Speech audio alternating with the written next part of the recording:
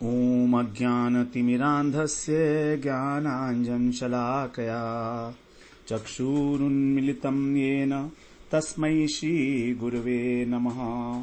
वन्देऽहं श्रीगुरो श्रीयुत्पदकमलं श्रीगुरून् वैष्णवांश्च श्रीरूपं साग्रजातं सहगण रघुनाथान्वितं तं सजीवं साद्वैतं सावधूतं परिजनसहितं कृष्ण चैतन्य देवं श्रीराधा कृष्णपादान् सहगण ललिता श्रीविशाखान्वितांश्च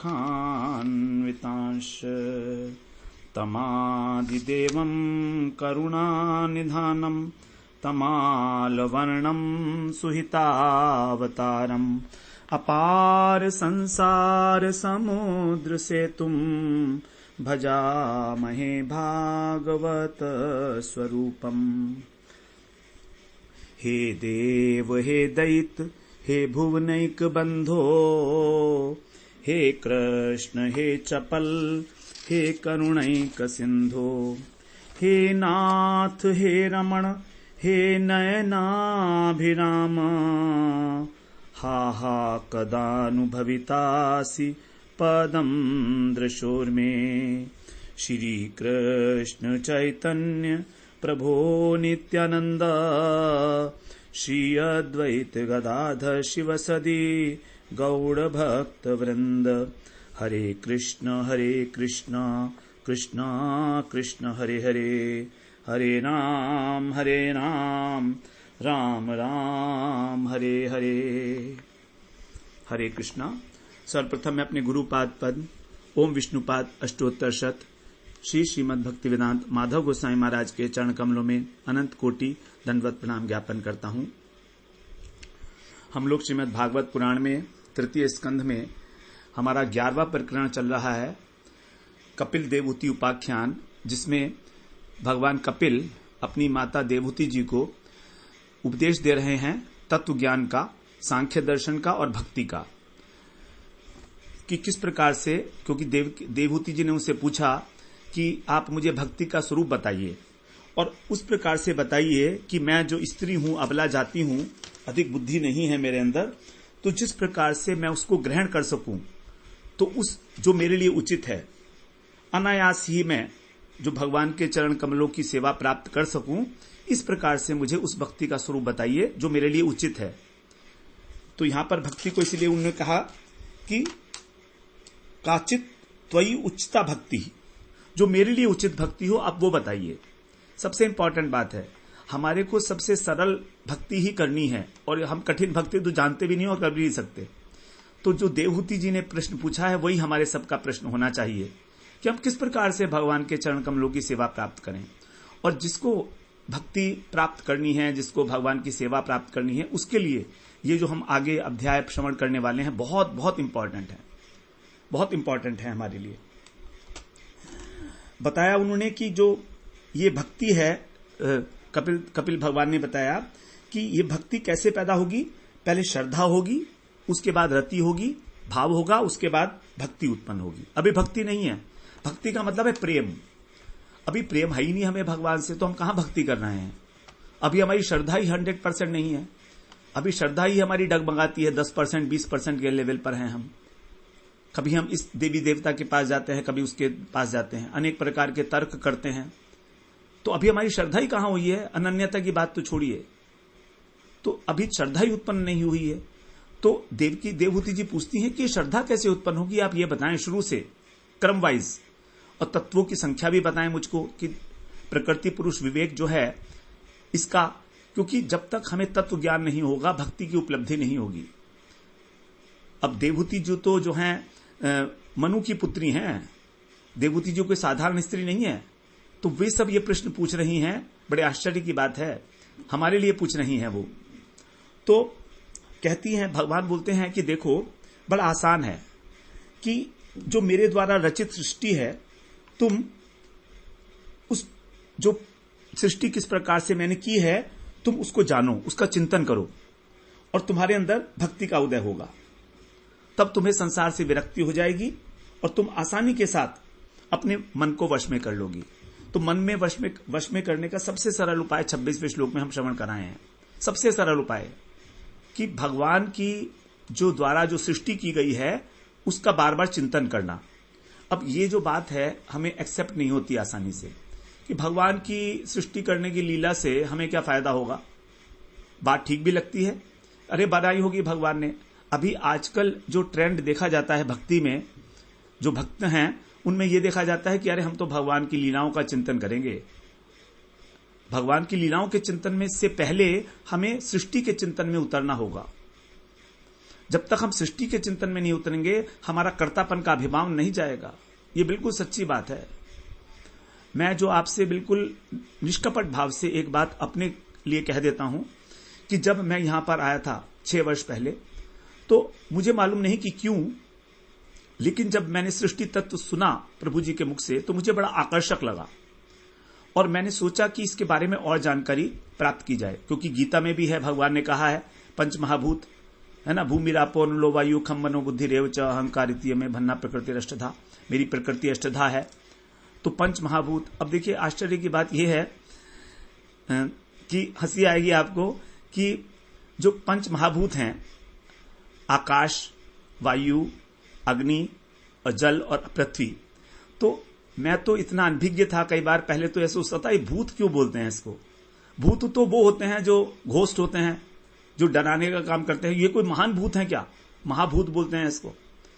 इतनी अनभिज्ञता के साथ मैंने इस सृष्टि तत्व को आरंभ किया, जैसा हमने प्रभु जी के मुख से सुना था। उसके बाद फिर थोड़ा सा पढ़ा भागवत के अंदर ही। अभी अगला जो चैप्टर है हमारा वही है 26वां। तो 26वें अध्याय को जब मैंने पढ़ा तो मेरी कुछ समझ में नहीं आया, और उसके बाद बार बार पढ़ा तो भी समझ में नहीं आया, और अभी भी थोड़ा बहुत ही समझ में आया है। अब आपके साथ जब पढ़ूंगा तो थोड़ा सा और समझ में आ जाएगा, लेकिन कुछ आभास लगने लगा कि हाँ ऐसे ऐसी सृष्टि है और हमारा कर्तापन कहां पर छिपा हुआ है। इस सृष्टि तत्व के अंदर इसका रहस्य छिपा हुआ है कि हम अपने को कर्ता क्यों मानते हैं। इसका कारण इस सृष्टि तत्व के अंदर छिपा हुआ है। तो वो मेरी थोड़ा थोड़ा समझ में आने लगा, पकड़ में आ गया कि हां ये कारण है हमारे कर्तापन का। जब कारण पता लग जाएगा तब हम उसको शिथिल करने में बड़ी आसानी हो जाती है। अगर हमें पता है कि रस्सी में गांठ कैसे लगाई गई है तो उस रस्सी की गांठ को खोलना आसान हो जाएगा, बहुत आसान हो जाएगा। तो थोड़ा थोड़ा सा मुझे आभास लगा कि हां अब कुछ गुत्थी सुलझ रही है थोड़ी थोड़ी सी। और इस प्रकार से मैंने जो है सबसे पहले यहां के सृष्टि तत्व के ऊपर ही फोकस किया। जब सृष्टि तत्व क्लियर हो गया तो भगवान की महिमा समझ में आने लगी। साथ में जब कृष्णस्तु भगवान सुना, उनके जो अलग अलग अवतार हैं, वैभव हैं, वो सबके बारे में जब पढ़ा सुना, तब लगा कि yes, Krishna is the only personality of God head, is the personality.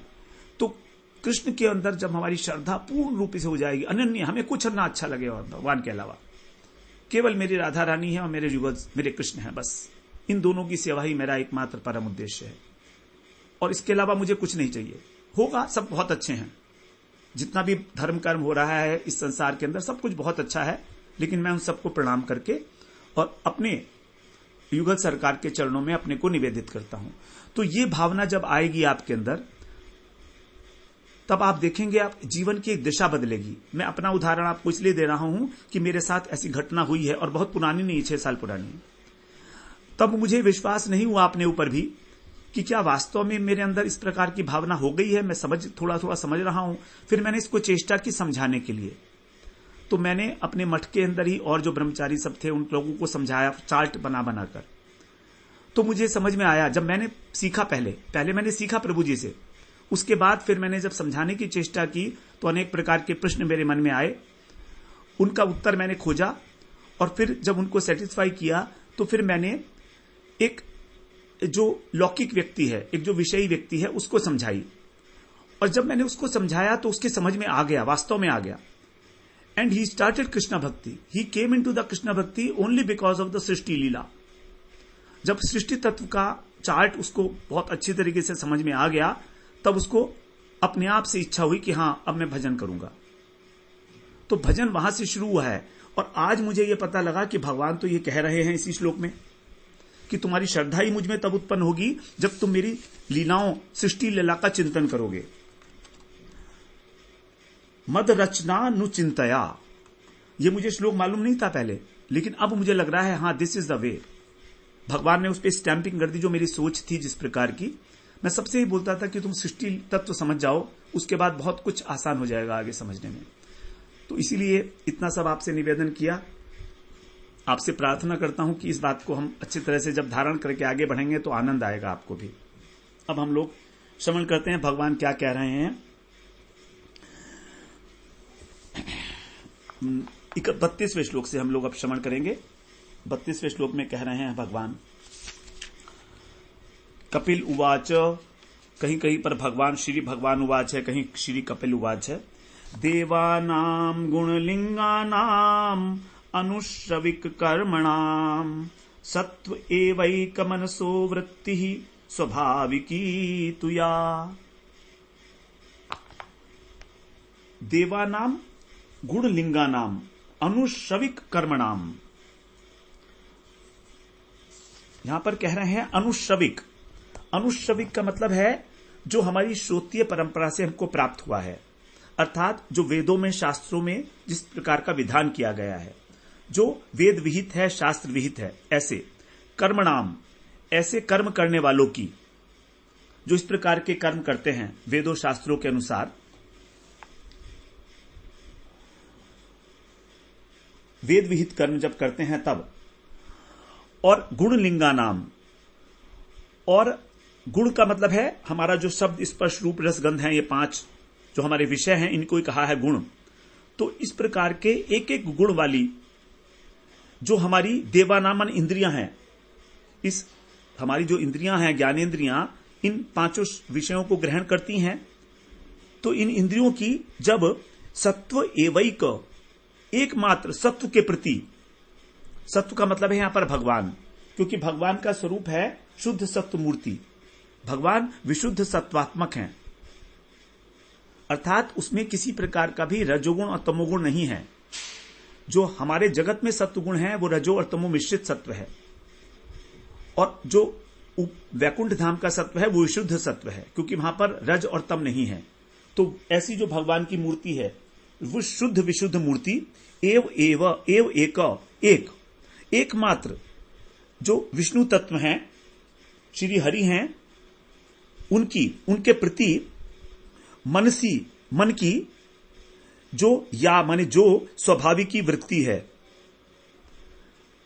हमारे इंद्रियों के अंदर भगवान की ही सेवा करने की जो एकमात्र वृत्ति है, स्वाभाविक वृत्ति।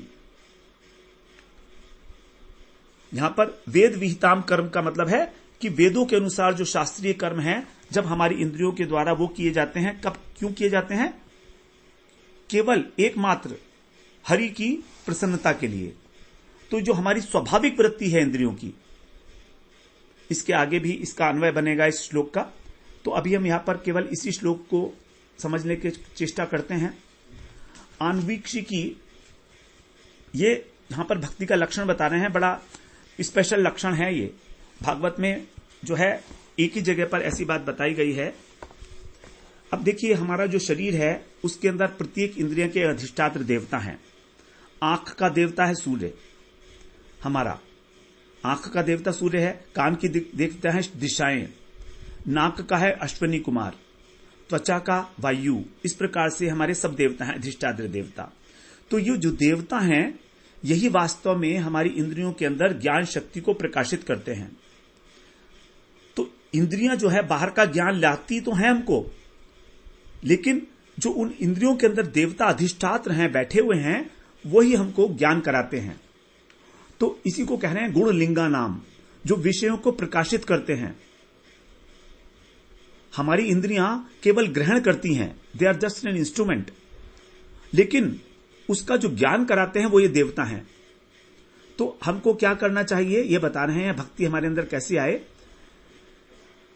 भक्ति तभी आएगी जब हम इंद्रियों से वही चीज देखें, वही चीज सुने, वही चीज बोलें, वही चीज करें और वही चीज भोगें जो आनुश्रविक कर्मणाम है, अर्थात जो वेद विहित हैं। अर्थात अपने कर्मों को पहले मर्यादा में ले आएं, उच्छृंखलता का त्याग। जो हमारे गुरु ने, जो हमारे शास्त्रों ने बताया है उसी को करना है, ये सबसे पहली भक्ति है। उच्छृंखलता जो हमारे मन की है कि मैं ये भी खा लूं, वो भी खा लूं, यहां भी चला जाऊं, वहां भी चला जाऊं, किसी भी प्रकार से कैसे भी कुछ भी बोल लूं, जैसे आजकल का है ना सिस्टम, हम कहते हैं ना कि I will do whatever I want, whatever I want. I के ऊपर बहुत जोर देते हैं हम लोग, आई को बोलते हैं मां, तो मां मां जो बकरी करता है, आजकल भी हम वो मां मां मां मां करते रहते हैं, बकरी ही बनेंगे अगले जन्म में। देखिए मेरे कठोर वचनों का आप कभी बुरा मत मानिएगा, ये आपको नहीं कह रहा हूं, ये मैं अपने लिए सब कह रहा हूं। इस बात को ध्यान में रखेंगे, आपके लिए किसी प्रकार का कोई आक्षेप नहीं है, आप तो बहुत अच्छा भजन करते हैं, लेकिन मैं इतना निकृष्ट हूं कि मेरे को समझ में नहीं आ रहा है कि मैं अपने को कैसे सुधारूं। इसलिए इन कठोर वचनों का अपने लिए प्रयोग करते हुए मैं इन बातों को कह रहा हूं।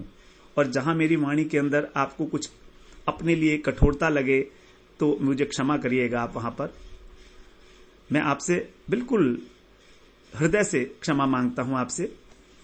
तो कभी कभी मेरे को अपने ऊपर ही बड़ी ग्लानि होती है कि मैं देखो कुछ भी नहीं जानता हूं, है ना, और कुछ भी नहीं जानता हूं और इतना बोलने लगा हूं, मेरे अंदर सारे के सारे दोष भरे पड़े हैं, तो भी अब जहां लिखा है तो बोलना पड़ेगा, इसलिए बोल रहा हूं। ऐसा नहीं है कि मैंने किसी प्रकार से भी इन दोषों के ऊपर कोई विजय प्राप्त की है, दूर दूर तक भी ऐसा नहीं है कहीं। तो यहां कह रहे हैं इंद्रियों से हमें उसी चीज का सेवन करना है जो शास्त्र विहित है, हमें अपनी मनमानी नहीं चलानी है। अनुश्रविक कर्मणाम का यही मतलब है, जो सुना है हमने, शविक, अनु का मतलब अनुगत्य में, अनुगत्य में जो हमने श्रवण किया है शास्त्रों से, गुरु से, साधु के मुख से, हमें उसका सेवन करना है अपनी इंद्रियों के द्वारा। तो और तब क्या होगा, तब हमारे जीवन में सत्वगुण आएगा। हमारे जीवन की जो वासना प्रधान है, हमारा जीवन, रजोगुण क्या है, वासना है, तो वासना जो प्रधान जीवन है ये हमारा सत्व प्रधान हो जाएगा। अभी हमारी आत्मा की जो स्वाभाविक वृत्ति है वो है भगवान की सेवा। अब वो सेवा हम भूल गए हैं, वो कलुषित हो गई, गंदी हो गई है, कारण हमारे अनेक अनेक प्रकार के दुष्ट संस्कार जो हमारे चित्त पर पड़े हुए हैं, पूर्व जन्मों के अनेक प्रकार के पापों के संस्कार हमारे चित्त के ऊपर हमको गंदा किए हुए हैं, अंतःकरण को। इसीलिए हमारा जो आत्मा है उसका जो स्वप्रकाश वस्तु है, जो नित्य वस्तु है, उसका प्रतिबिंब बिल्कुल दूषित हो गया है, तो वो अपना स्वरूप भूल गई है हमारी आत्मा। तो जब हम इस प्रकार से कर्म करेंगे, शास्त्र विहित कर्म, तब हमारा जो संस्कार है, दूषित संस्कार है, ये धुलेंगे, ये वॉश आउट हो जाएंगे। तब हमारी मनोवृत्ति जो है भगवान से जुड़ेगी। तब उसके लिए कह रहे हैं कि इन सबको भगवान के लिए लगाना। सत्व एवैक मनसी तू, मन को भी, तो मन की ही प्रधानता है वास्तव में। तो मन को किसी भी प्रकार से, अब मन को लगाने के लिए हमें वही चीज ग्रहण करनी है जो शास्त्र विहित है, उसके अतिरिक्त हमको उसका त्याग करना है। इतना डिस्क्रिशन तो हम अपने अप्लाई कर सकते हैं जीवन में, कम से कम इतना कि अपनी हमारी जो उच्छृंखल प्रवृत्तियां हैं, अलग अलग प्रकार के भोगों को भोगने की, उनको किसी प्रकार से थोड़ा सा नियमित कर लें। जब इस प्रकार से नियमित करेंगे तो हमारे को क्या होगा, हमारे जीवन में सत्वगुण की वृद्धि होगी। जिसको करने के लिए कहा गया है वो करना है, जिसको कहा गया है नहीं करना है वो नहीं करना है। जो शास्त्रों की, गुरु की आज्ञा के अनुसार है, साधु की आज्ञा के अनुसार है, उसी को करना है। अपनी इंद्रियों की वासना के अनुसार नहीं करना है काम। जब इस प्रकार से हम शास्त्र के अनुमोदित और गुरु के द्वारा उपदिष्ट जो कर्म है उसको करेंगे तो मन में एकाग्रता आएगी, सत्व में स्थिति होगी और हमारी जो वृत्ति है वो स्वाभाविक हो जाएगी। हमारी जो स्वाभाविक वृत्ति है आत्मा की वो जागृत हो जाएगी भगवान की सेवा करने की। तो ये कह रहे हैं जो हमारी स्वाभाविक वृत्ति है मन की, इस संबंध में एक बड़ा सुंदर श्लोक बताते हैं। भक्ति क्या है, पूर्णचिदात्मक कृष्ण जीव अणुचिदात्मक उपाधि रहिता चेष्टा भक्ति स्वाभाविकी मता। कृष्ण क्या है, पूर्ण चिदात्मक है, पूर्ण चित है, 100% चिन्मय तत्व है वो, और जीव अणु तत्व है, अणु चिन्मय है, बहुत सूक्ष्म है, उसके अंदर चिद बल नहीं है, बहुत कम है, अणु है। और उपाधि रहित चेष्टा, ऐसी कंडीशन में इस जीव के द्वारा जो उपाधि रहित स्वाभाविकी चेष्टा की जाती है, स्वाभाविकी जो स्वाभाविकी चेष्टा है, अर्थात हमारी इंद्रियों की जो चेष्टाएं हैं वो इस देहाभिमान को छोड़कर, उपाधि का मतलब है हमारा स्थूल शरीर का अभिमान और सूक्ष्म शरीर का अभिमान, इसको त्याग कर जो हमारी स्वाभाविक चेष्टा है उसी को कहा गया भक्ति। और यहां पर भी बिल्कुल एग्जैक्टली वही कह रहे हैं कि जो हमारे मन की स्वाभाविक वृत्ति है कृष्ण की सेवा करने की, वही है भक्ति। और ये तभी होगी जब हम अपनी इंद्रियों के द्वारा आनुश्रविक कर्म करेंगे, वेद विहित कर्म करेंगे। अब आगे 33वें श्लोक में बोलते हैं, अनिमित्ता भागवती भक्ति सिद्धिर्गरीयसी जरत्याशु या कोशम निगीर्ण मनलो यथा। बड़ी सुंदर बात बता रहे हैं। अनिमित्ता भागवती भक्ति, अनिमित्ता का मतलब है अहेतुकी, इसका कोई निमित्त नहीं है इस चेष्टा का।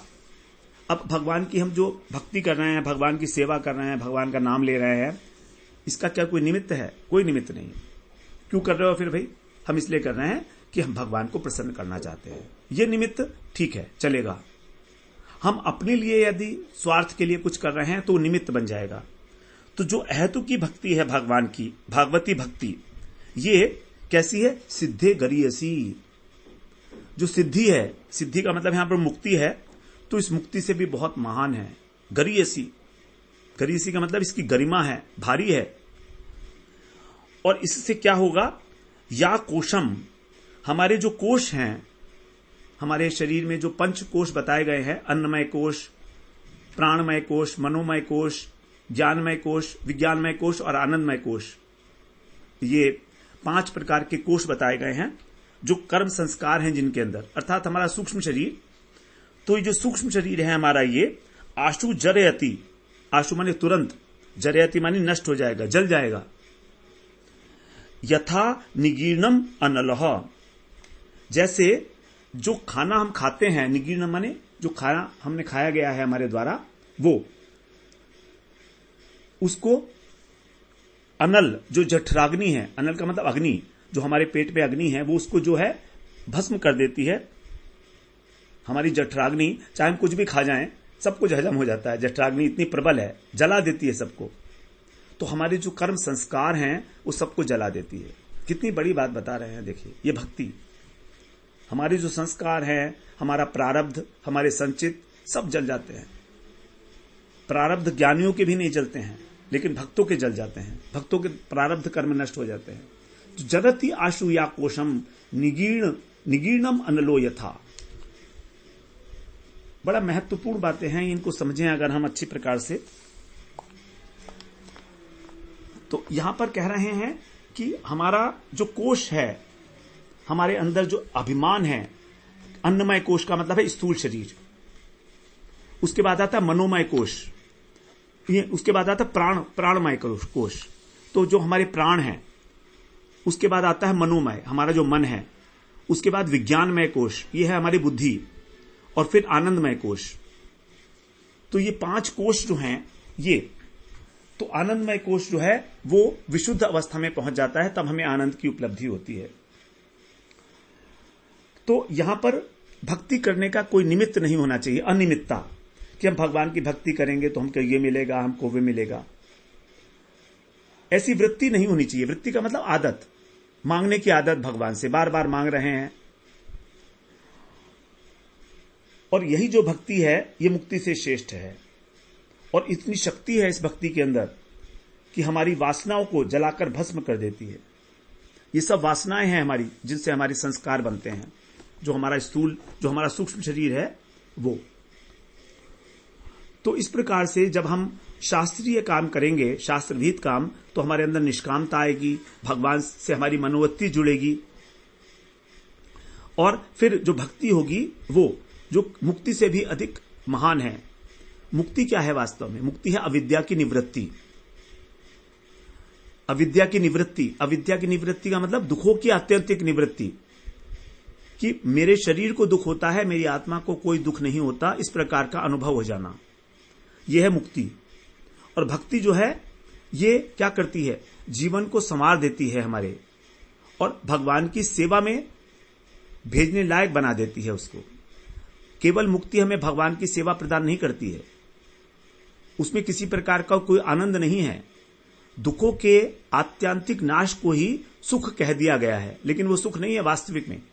It is not the positive part of it, it is only the negation of the negative part of it.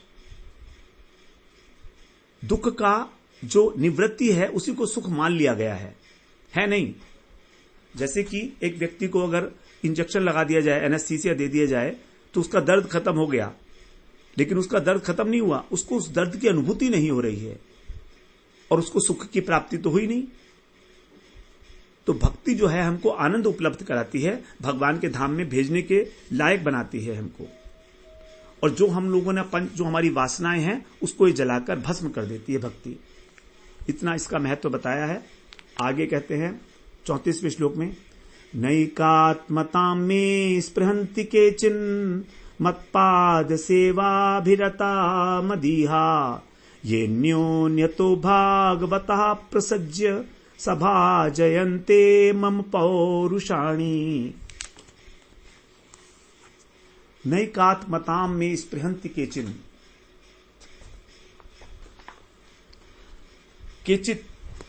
केचित का केचिन हो गया है क्योंकि आगे मां है ना, इसलिए। तो केचित माने कोई कोई, भागवता माने जो भगवान के भक्त हैं। भागवता वो मत पाद सेवा, मेरी चरणों की सेवा, अभिरता माने जो उसमें लगे हुए हैं, मेरी चरणों की सेवा के अंदर जो अभिरत हैं, जो प्रेम पूर्वक, रति का अर्थ होता है प्रेम, तो यहां पर अच्छी प्रकार से, अभिरत का मतलब है बहुत अच्छी प्रकार से भगवान से प्रेम से युक्त होकर जो मेरी चरण सेवा में लगे हैं, मत पाद सेवा, ये अन्योन्यतः एक दूसरे से मिलकर, प्रसृज्य माने मिलकर, मम पौरुषाणी, मेरे जो पराक्रम हैं, सभा जयंते, उनकी सभा करते हैं। सभा में क्या होता है, चर्चाएं होती हैं, तो उनकी चर्चाएं करते हैं अपने सजातीय आशय वाले व्यक्तियों के साथ, भक्तों के साथ मिलकर, जो मेरे चरणों की सेवा प्राप्त करने चाहते हैं, वो अपने सजातीय बंधुओं के साथ मिलकर और मेरे पराक्रम की चर्चा करते हैं, अर्थात मेरी लीलाओं की चर्चा करते हैं। और मदीहा माने मेरी इच्छा से ही, मैं एकात्मताम, मेरे साथ एकात्मक नहीं होना चाहते, न स्पृहंती, नहीं चाहते। ये सायुज्य मोक्ष के लिए कह रहे हैं कि जिसको मेरी कथाओं में रस आने लगता है, वो कभी भी सायुज्य मुक्ति की अपेक्षा नहीं करता।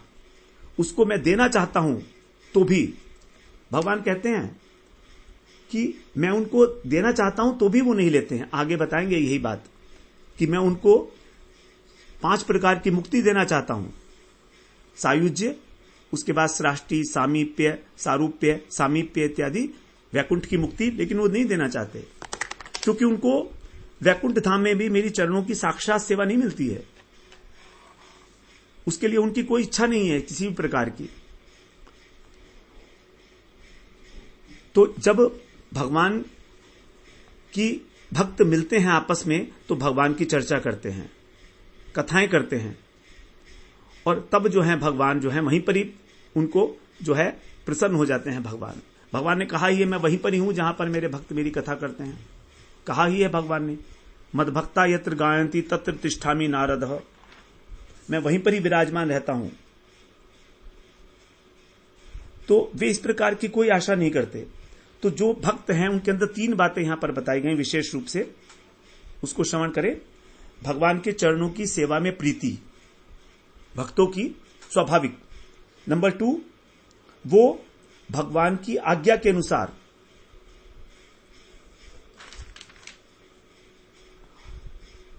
मत सेवया भिरता मदीहा, मदीहा माने मेरी इच्छा से वो करते हैं ये सारे कार्य, मेरी प्रसन्नता के लिए। तो मेरी इच्छा के लिए सारे कार्य करने वाले, तो भगवान की प्रसन्नता के लिए काम करने वाले हैं वो लोग। और तीसरी ये है कि भगवान की लीलाओं का गान करते हैं। भाजयंते, सभाजयंते, भाजयंते का मतलब होता है सौ का अर्थ है सम्यक रूपेण, और भाजयंते का मतलब है कि वो मेरे चरित्र का आदर करते हैं, आदर करते हुए और मेरी सेवा करते हैं भगवान की। तो बड़ी इंपॉर्टेंट बात है भक्तों के विषय में। गीता में भी बिल्कुल यही बात की है। मच्चित्ता मद्गत प्राणा बोधयन्ते परस्परम कथयन्तस्य माम नित्यम तुष्यन्ते च रमन्ति च। गोपियों के विषय में कहा वहां पर कि तुष्यन्ति च रमन्ति च, मेरी कथाओं का गान करने में ही वो आनंद लेते हैं, उसी में रमण करते हैं, संतोष प्राप्त करते हैं। जीवन का वास्तविक संतोष ही यही है कि भगवान की लीलाओं में खो जाया जाए, और ये सब भगवान की प्रसन्नता के लिए होगा। मदीहा, मदीहा का मतलब मेरी भगवान की इच्छा से अथवा भगवान की प्रसन्नता के लिए। अब आगे कह रहे हैं 35वें श्लोक में, पश्यन्ति ते मे रुचिराण्यम्ब सन्तः प्रसन्न वक्त्रारुण लोचनानि रूपाणि दिव्यानि वरप्रदानि साकं वाचम स्पृहणीयां वदन्ति। उसका फल क्या है ये बता रहे हैं यहां पर। फल क्या होगा उसका कि हे अम्ब, हे माता, वे सत्पुरुष, भगवान उनको कह रहे संत, ते संतः, वे प्रसन्न वक्त, मेरे जो मनोहर, मेरा रुचिराणी माना मेरा जो मनोहर और प्रसन्न वक्त्र, प्रसन्न मुख है, और मेरे कैसे नेत्र हैं, अरुण लोचनानी, मेरे रत्नानी नेत्र, रत्नारे अरुण नेत्र, थोड़ी सी लालिमा लिए वे, और जो मेरे दिव्यानी, दिव्य हैं, और वर प्रदानी, वर देने वाले हैं, ऐसे रूपों को पश्यंती, देखते हैं, साक्षात्कार करते हैं भगवान का। साकम, और मेरे साथ साथ, मेरे साथ क्या करते, स्पृहण्याम, स्पृहा करने योग्य, वाचम वदंती, मुझसे बातचीत करते हैं। कितनी बड़ी बात है। भगवान के साथ भक्त संभाषण करता है प्रेम पूर्वक, जिसके लिए बड़े बड़े तपस्वी भी लालायित रहते हैं। भगवान तो उनको दर्शन ही नहीं देते, बातें तो क्या करेंगे उनकी। जब ब्रह्मा जी आए थे देखने के लिए ब्रह्म विमोहन लीला में, तो भगवान ने उनकी तरफ देखा भी नहीं। ब्रह्मा जी ने बड़ी लंबी स्तुति की भगवान की, सोचा था भगवान कुछ देखेंगे, कुछ बोलेंगे, देखा भी नहीं भगवान ने, दृष्टिपात भी नहीं किया। तो बड़े बड़े योगीश्वर, यो ब्रह्म रुद्र दृशुक नारद भीष्म मुख्य रालक्षितो न सहसा पुरुषस्य तस्य, यो ब्रह्म रुद्र शुक नारद भीष्म मुख्य रालक्षितो न सहसा पुरुषस्य तस्य। ऐसे भगवान जो इन ब्रह्मा शिव इत्यादि के भी संज्ञान में नहीं आते, उनको दर्शन नहीं देते, वो अपने भक्तों के साथ बातें करते हैं। वाचम वदंती, कितनी प्रेरणादायक श्लोक यहां पर बात बता रहे हैं, और स्वयं भगवान कह रहे हैं, मेरे साथ बात करते हैं, मैं कह रहा हूं ना, क्रीड़ा करते हैं भगवान के साथ। ये हम खेलते हैं आपके साथ, भगवान के साथ क्रीड़ा करते हैं भक्त लोग जो हैं। तो भगवान का जो मनोहर रूप है, वो दिव्य रूप उनके सामने प्रकट हो जाता है, और मैं उनको वरदान देता हूं। 35वें श्लोक में हम लोगों ने ये बात श्रवण की।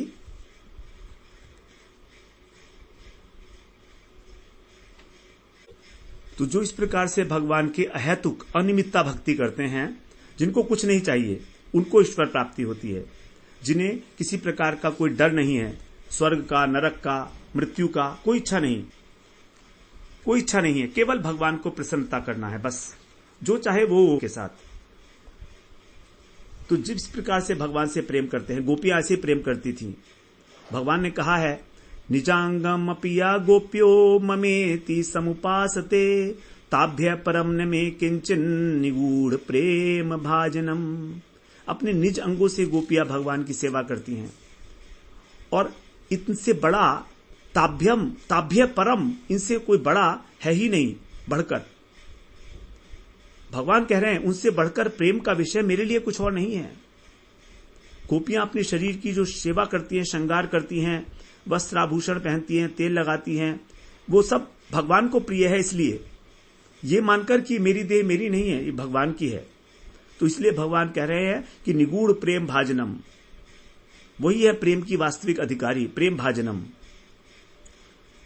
तो ऐसे ही भगवान जो है, ऐसे भक्तों के स्वयं भक्त बन जाते हैं। भगवान भक्त भक्ति मान, भगवान के गुण ही ऐसे हैं। जब भक्त, भगवान सोचते हैं जब भक्त सारी चीजें छोड़कर मेरी सेवा करता है तो वो अपने भक्तों को अपने आप को अपने भक्तों के हाथ में बेच देते हैं।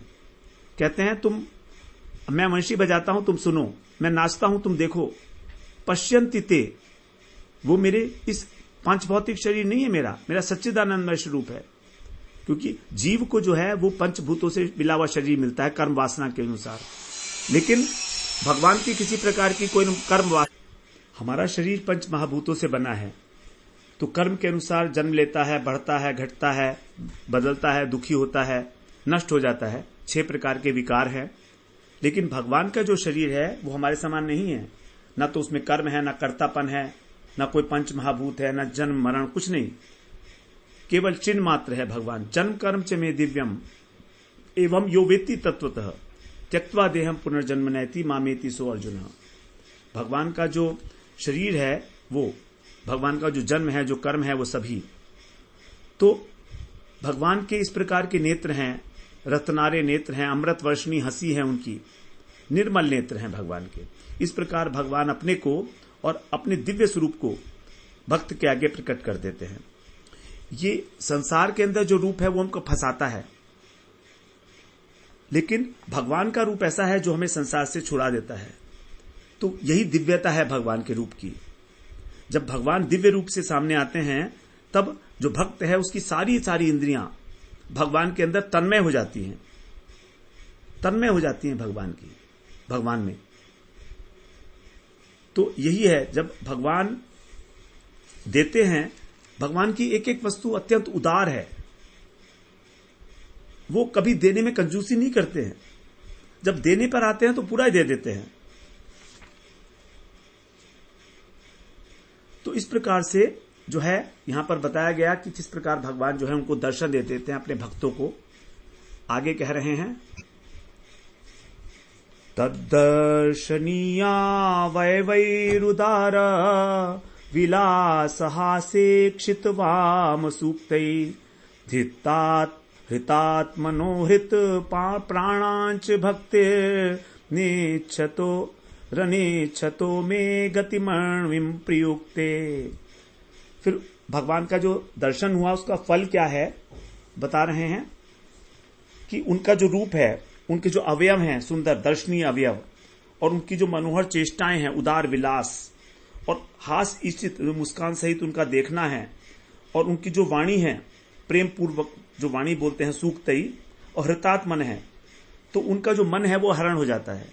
भक्तों का मन जो है वो हरण हो जाता है भगवान के दर्शनीय अंग प्रत्यंग, उदार हास विलास, मनोहर चितवन, सुमधुर वाणी से, उस रूप की माधुरी से जो भक्त है उसका मन और इंद्रियां वहां पर फंस जाती हैं उसमें। उसके प्राणों का भी हरण हो जाता है। प्राणांच हत्वा, और अनिच्छतः, उसके न चाहने पर भी भक्ति, मेरी भक्ति उनको क्या करती है, मैं अणविम गतिम, मेरी सूक्ष्म गति अर्थात परम पद प्रयुक्ते प्राप्त करा देती है। तो मेरी भक्ति ही उनको मेरे धाम तक पहुंचा देती है। उनके न चाहने पर भी, भक्त तो चाहता ही नहीं है भगवान से कुछ भी, लेकिन भगवान की जो भक्ति है वो स्वयं इतनी उदार है। तभी कहा यहां पर उदार, भगवान की जो चितवन है इतनी उदार है। उदार वो होता है जो अपना सब कुछ दे दे, शक्ति से जो अधिक दान करता है उसको। तो भगवान कह रहे हैं कि भगवान के रूप में, नाम में, चेष्टा में भगवान अपने भक्त को सब कुछ दे देते हैं। भगवान की जो मुस्कान है उनको हृदय में लाकर बिठा देती है, भक्त के हृदय में। या अनुरागी चित्त की गति समझे नहीं कोय, ज्यों ज्यों भीजे श्याम रंग त्यों त्यों उजर होए। जैसे जैसे श्याम हमारे हृदय के अंदर विराजमान होते हैं, वैसे से हमारा हृदय जो है उज्जवल होता चला जाता है। तो ये है भगवान की दर्शन का फल, कि भक्ति देवी स्वयं ही उनको भगवान के धाम की प्राप्ति करा देती हैं। तो साधारणतः लोग जो हैं उनको अपना मन भगवान की ओर खींचना पड़ता है कि हमारा मन भगवान में लगे, लेकिन जो भक्त पहुंच चुके हैं उस लेवल पर, उनको फिर भगवान स्वयं खींच लेते हैं उनके मन को, भगवान स्वयं उनके मन को खींच लेते हैं। जैसे भगवान ने गोपियों के को वंशी बजा के और उनको उनके घरों से सबके बुला लिया, उनके चित्त का हरण कर लिया। तो भगवान को इसीलिए कहा जाता है चित्त चोर हैं, वो चित्त का हरण करने वाले हैं अपने भक्तों के। इस प्रकार से हम लोग आज इसी श्लोक के ऊपर विश्राम लेंगे, 36वें श्लोक पर। आगे फिर हम 37वें श्लोक से श्रवण करेंगे। वांछा कल्पतरुभ्यश्च कृपा सिन्धुभ्य एव च पतितानां पावनेभ्यो वैष्णवेभ्यो नमो नमः।